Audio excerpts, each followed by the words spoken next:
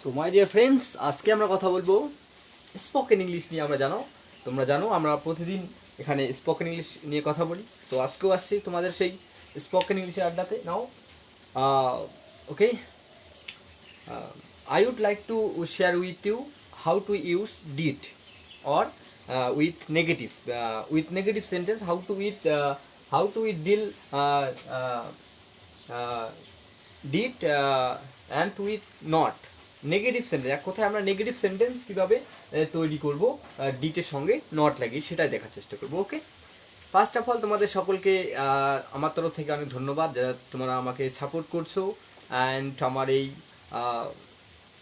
মানে করো যে আমি যে লক্ষ্যটা পূরণ করার চেষ্টা করছি সেটা হচ্ছে কি, যারা মানে গ্রাম থেকে শুরু করে একদম শহর এলাকা পর্যন্ত সবখানে যাতে ছড়িয়ে পড়ে, তোমরা তোমাদের ফেসবুকে, হোয়াটসঅ্যাপে সবখানে স্ট্যাটাস দাও অ্যান্ড শেয়ার করো, এটা তোমাদের কাছে আমার রিকোয়েস্ট হলো। সো শুরু করা যাক আজকে তাহলে।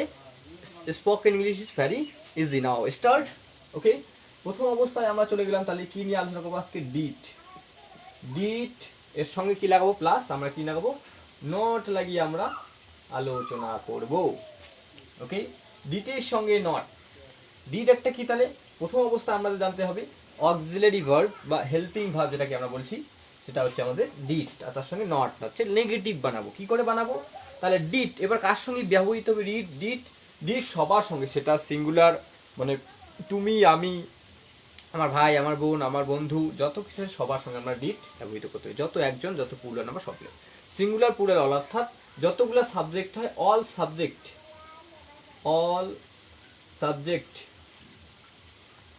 JECTS অল সাবজেক্টের জন্য আমরা কি করতে পারি? এই ডিডকে ইউজ করতে পারি। ওকে, সো অল সাবজেক্টের জন্য আমরা ডিডকে ইউজ করতে পারি। সো কীভাবে ডিড নট দিয়ে সেন্টেন্স তৈরি করব? কখন ওয়ান টাইম অ্যাকশন, কোনো একটা কাজ অতীতে করা হয়েছিল সেই সময়টা বলবো। এবার কোনো একটা কাজ অতীতে করা হয়নি বা ওয়ান টাইম অ্যাকশনটা করা হয়নি, সেটা বলার সময় আমরা ডিড দিয়ে বলবো। ওকে, তাহলে ক্লিয়ার যে ডিড দিয়ে কখন আমরা সেন্টেন্স বলবো? আমার মনে হয় ডিড দিয়ে যখন ক্লিয়ার, তোমাদের ক্লিয়ার হয়ে গেল ডাউটটা, যে ডিড দিয়ে আমরা সেন্টেন্স তখনই ক্রিয়েট করি যখন অতীতের কোনো একটা কাজ একবার ঘটে গিয়েছে বা একবার হয়নি, মানে করতে চেয়েছিলাম করিনি, সেই কাজটাকে বলার সময় আমরা ডিড ইউজ করে স্পোকেন ইংলিশে কথা বলবো। So let's see how to use. Okay, দেখে নাও কিভাবে ইউজ করব। 1 মিনিট আমি সেন্টেন্স লেখার চেষ্টা করি তাহলে।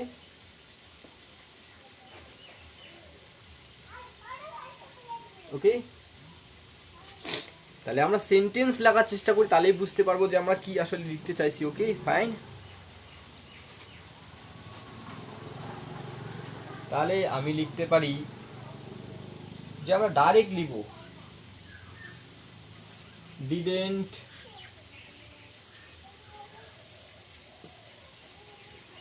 যদি এভাবে লিখি তাহলে আমরা শর্টকাটে দেখার চেষ্টা করি যে কী হবে। তাহলে আমরা দেখতে পারি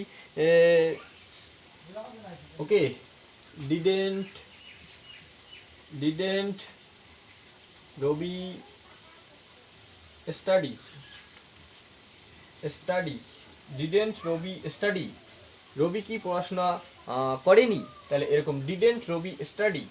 তাহলে আমরা কি করছি? এটাকে কোশ্চেন ক্রিয়েট করছি। ওকে, ডিডেন্ট একসঙ্গে লাগিয়ে দিলাম, এটাকে আমরা কি নেগেটিভ কোশ্চেন করছি তখন। ডিডেন্ট রবিন স্টাডি, রবি আমরা লিখলাম যে didn't Rabi study. Okay, didn't Rabi study, Rabi পড়াশোনা করেনি। তারপর আমরা এটাকে আবার ভেঙে লিখতে পারি যে ডিড রবি নট স্টাডি, এভাবে বলতে পারি। কিন্তু আমি শর্টকাট দেখাচ্ছি, ডিড নটের শর্ট ফর্ম ডিডেন্ট, তাও আমরা এইভাবে দেখবো। ওকে, ডিডেন্ট রবি স্টাডি। তারপরে একটা সেন্টেন্স লিখতে পারি ডিডেন্ট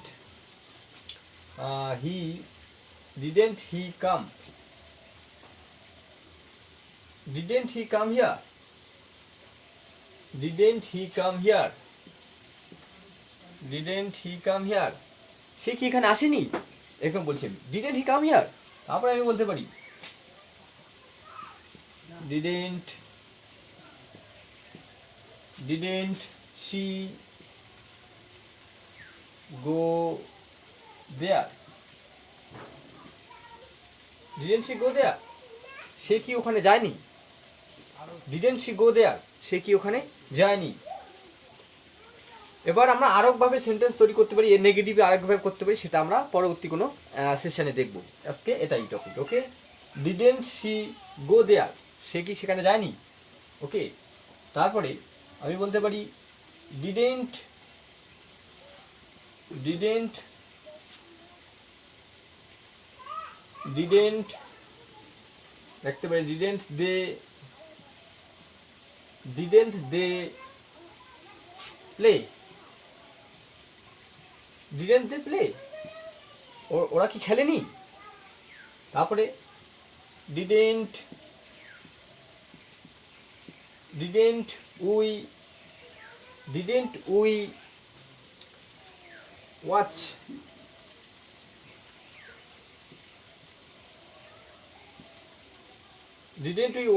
আমরা কি দেখিনি, অথবা আমরা কি করতে পারি যে ডিডেন্ট উই ওয়াচ, আমরা কি দেখিনি, মানে আমরা দেখিনি, এরকম সেন্টেন্স, মানে নেগেটিভ বলছি যখন। তারপরে নিজেকে নিজে প্রশ্ন করি না, বাট এই জন্য তাও এখানে ক্রিয়েট করা যেতে পারে যে এরকম হতে পারে যে ডিডেন্ট উই ওয়াচ, আমরা কি দেখিনি, এরকম সেন্টেন্স। মানে কোনো একটা কাজ অতীতে আমরা একবার দেখিনি, কোনো একটা জিনিস হয়তো আমরা দেখিনি, হয়তো ওখানে কোথাও কোনো একটা ধরে নিতে পারো একটা জাদু হচ্ছে সেখানে, ম্যাজিক যেগুলোকে বলি, ম্যাজিক দেখানো হচ্ছে, তো আমরা হয়তো দেখিনি। ডিডেন্ট ইউ ওয়াচ, আমরা কি দেখিনি। তো এরকম সেন্টেন্স। ওকে, অ্যান্ড এটার আরও ফর্ম আছে, মানে আরও কীভাবে সেন্টেন্স তৈরি করা যায়, এটাকে নেগেটিভ আরও একভাবে করা যায়। তো আমরা শর্ট ফর্মে দেখছি। ওকে, স্পোকেন ইংলিশে মেন কি হয়, এটা কি ডিডেন্ট অ্যাকচুয়ালি আসলে কি ডিড, অ্যান্ড এই ডিড আর এই হচ্ছে নট, এই ডিড নটের শর্ট ফর্ম হচ্ছে তোমার ডিডেন্ট, ডিড নটের short form didn't. Okay, clear. শোনাও এরপর তাহলে কি, তাহলে আর কিছু সেন্টেন্স দেখার চেষ্টা করি, তাহলে আরো ক্লিয়ার হবে। Didn't my father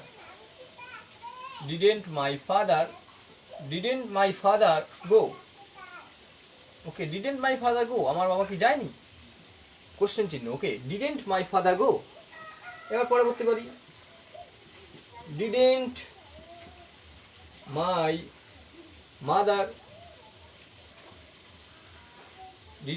mother cook, আমার মা রান্না করেনি, আমার মা কি রান্না করেনি। তারপরে ডিডেন্ট,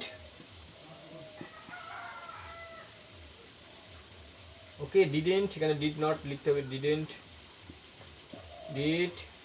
এল লিখে apostrophe T, did not my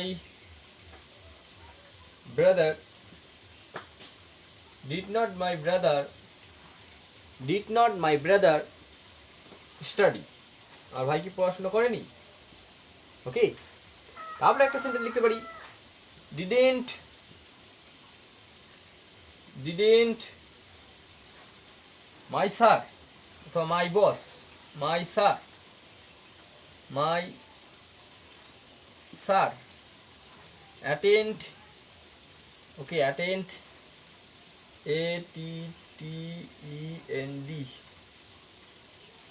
ATTEND, okay, attend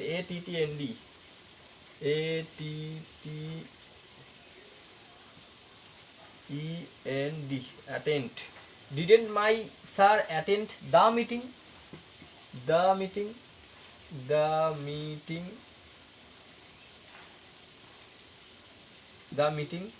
Didn't my sir attend the meeting? আমার স্যার কি মিটিংটা অ্যাটেন্ড করেনি। তো এরকম সেন্টেন্স আমরা তখন কি বলবো, ডিড নট এর ইউজ করবো ডাইরেক্ট। আরও একভাবে সেন্টেন্স কিয়ে যায় এটাকে আমরা পরবর্তী সেশনগুলোতে দেখবো। আজকের বিষয় হচ্ছে কি, যে ডিড নট লাগিয়ে আমরা সহজে কীভাবে বলতে, আই ডিডেন্ট রবি স্টাডি, এখানে একটা ছিল স্টাডি, রবি কি পড়াশোনা করেনি। ডিডেন্ট হি গো দেয়ার, সে কি সেখানে যায়নি। ডিডেন্ট শি কাম হিয়ার, আমি বলতে পারি গো দেয়ার, এখানে বলছি ডিডেন্ট শি গো দেয়ার, সে কি সেখানে যায়নি। ডিডেন্ট দে প্লে, ওরা কি খেলেনি, প্রশ্ন করছি। ডিডেন্ট উই ওয়াচ, আমরা কি দেখিনি। তারপর চলে গেলাম, ডিডেন্ট মাই ফাদার গো, আমার বাবা কি যায়নি। টু দ্য অফিস, আমার বাবা অফিসে যায়নি। তারপরে কি, বাবা অফিসে যায়নি। তারপরে ডিডেন্ট মাই মাদার কুক, আমার মা কি রান্না করেনি। তারপর ডিডেন্ট মাই ব্রাদার স্টাডি, আমার ভাই কি পড়াশোনা করেনি, পড়া করেনি, এরকম। Okay, didn't my sir attend the meeting, আমার স্যার কি মিটিং অ্যাটেন্ড করেনি? এরকম যখন কোশ্চেন করছি তখন আমরা কি ডিড নট লাগিয়ে বলছি। ওয়ান টাইম অ্যাকশন, অতীতের কোনো একটা কাজ একবার হয়নি বা একবার হয়েছে সেই সময় বলার সময় আমরা নেগেটিভ যখন, তখন কাজটা অতীতে হয়নি, সেই সেন্টেন্সগুলো বলার সময় আমরা ডিড নট কে ইউজ করি। Okay, so a practice like that. Okay, এরকম করে প্র্যাকটিস করো, এমন কিছু নয় যেখানে এটা রকেট সায়েন্স দেওয়া হচ্ছে তোমাকে, একদম সহজ। Okay, so practice like that. So এবার তাহলে আমরা এরকম সেন্টেন্স দেখলাম, নেগেটিভ সেন্টেন্স দেখলাম অনেক রকম। তাহলে এবার নেগেটিভ যেহেতু দেখে ফেলাম, তাহলে আমরা এবার স্ট্রাকচারটাকে দেওয়ার চেষ্টা করি। প্রথম অবস্থায় কি, অল সাবজেক্টের ক্ষেত্রে আমরা কী করি, ডিড নট ইউজ করতে পারি, ডিডকে ইউজ করতে পারি। ওকে, তার সঙ্গে নট লাগিয়ে দিতে পারি।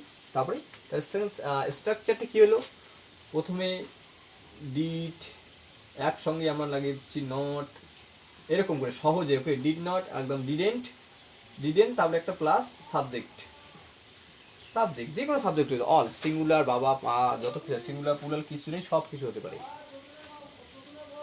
তারপরে প্লাস যে কোনো সাবজেক্ট হতে পারে, তারপর প্লাস V1 দিয়ে দিলাম, ভার্বের first form, plus other word.